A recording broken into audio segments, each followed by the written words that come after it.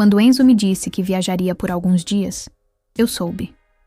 Soube pelo tom de voz que não era uma ausência comum. Pelo beijo seco na testa, como quem sela uma porta, não abre. E principalmente pelo aviso. Ele deixaria seus irmãos encarregados de cuidar de mim. Era para minha segurança. Mas o que ele não sabia era que aquele cuidado abriria feridas e desejos que ele jamais conseguiria controlar. Dante e Léo chegaram naquela mesma tarde. Um com olhos de pedra, o outro com um sorriso de fogo. Eu já os conhecia de encontros formais, almoços frios em família, mas nunca assim, nunca de tão perto. Nunca com tanto silêncio dizendo mais do que qualquer palavra. Nos primeiros 2 dias, fingi que tudo estava normal. Dante passava horas no jardim, socando o saco de treino com uma força que estremecia o chão. Léo se esparramava nos sofás. Mexia nas minhas coisas. Provocava com o olhar. E eu? Eu tentava ignorar o calor que se espalhava sempre que um deles passava por mim. Mas era inútil. Na terceira noite algo mudou. A casa estava escura, silenciosa, e eu não conseguia dormir. Fui até a cozinha com uma blusa fina demais e um short curto demais. Talvez de propósito. Talvez apenas cansada de fingir. A luz da geladeira acesa iluminou a penumbra e revelou Léo encostado na bancada, me observando. Sem camisa. Com um copo na mão. E olhos que pareciam famintos. Não houve palavras.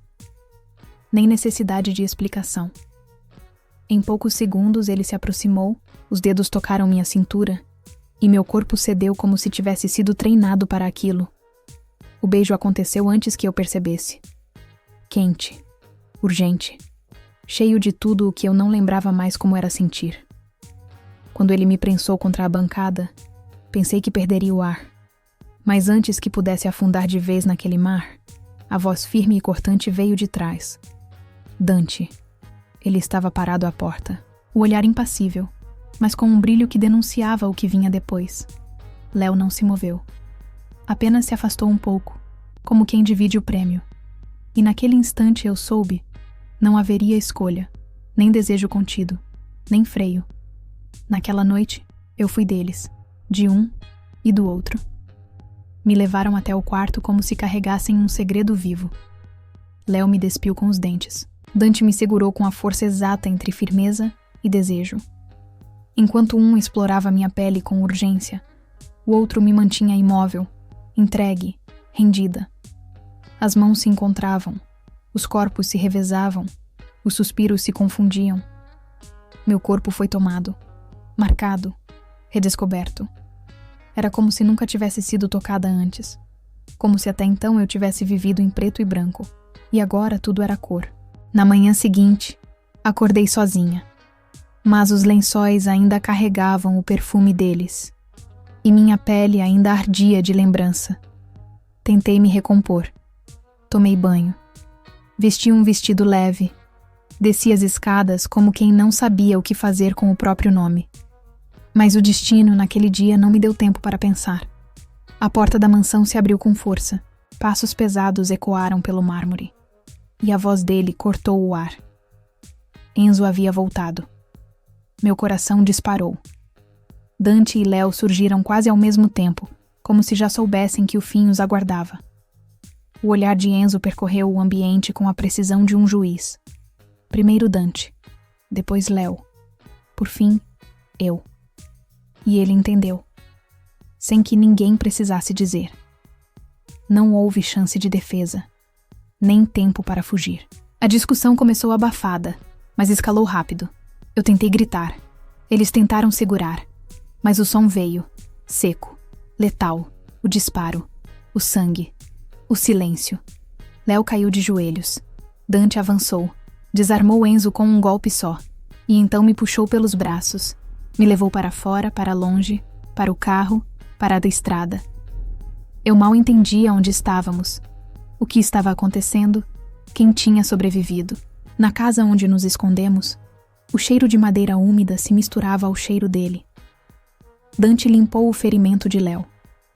Sim, Léo ainda estava vivo. O tiro tinha atravessado o ombro, e o ódio de Enzo tinha sido frustrado pela pressa. Eu fiquei em silêncio por horas, sentada no chão, encostada na parede, observando os dois se moverem. E mesmo naquela cena de dor e desespero, o desejo não tinha morrido. Tinha apenas se tornado mais sombrio. Naquela madrugada, quando tudo parecia calmo, os dois vieram até mim. Não falaram. Apenas me olharam. E eu, mesmo ferida por dentro, mesmo com medo, mesmo carregando culpa, estendi a mão. O que aconteceu em seguida não foi só prazer. Foi vingança, cura, fuga. Foi o tipo de entrega que queima e limpa ao mesmo tempo. E naquela cama desconhecida, entre os dois, entendi que o fim já tinha acontecido. Agora era só uma questão de decidir o que nascia a partir dali. Meses depois, eu caminhava pelas areias claras de uma praia distante, com o sol beijando minha pele e o vento bagunçando meu cabelo. Saint-Tropez, um paraíso onde ninguém me conhecia, onde o passado não alcançava, onde o nome Enzo era apenas um eco distante. Estava deitada, quase adormecida, quando senti um toque, depois outro. Eles estavam ali, os dois, sem armas, sem pressa, sem culpa.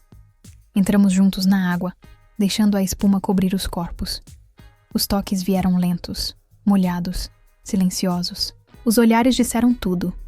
E ali, entre ondas e calor, fui deles mais uma vez.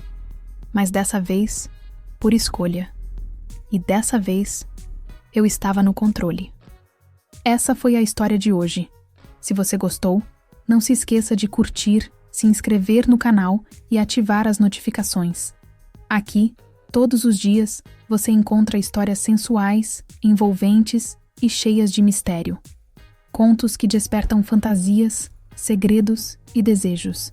Nos vemos no próximo episódio de Segredos de Sabrina, onde o prazer é contado em voz baixa, mas nunca em silêncio.